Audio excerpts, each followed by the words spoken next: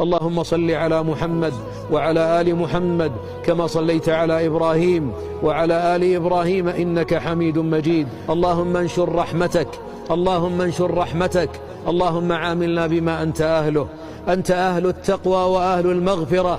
يا رب تبنا إليك، نستغفر الله نستغفر الله نستغفر الله الذي لا إله إلا هو الحي القيوم ونتوب إليه. يا رب لا حول لنا ولا قوة إلا بك. هذه نواصينا الخاطئة بين يديك، تبنا إليك فارحم ضعفنا. اللهم ارحم ضعفنا، اللهم ارحم ضعفنا. يا رب ظلمنا أنفسنا، وإن لم تغفر لنا وترحمنا لنكونن من الخاسرين.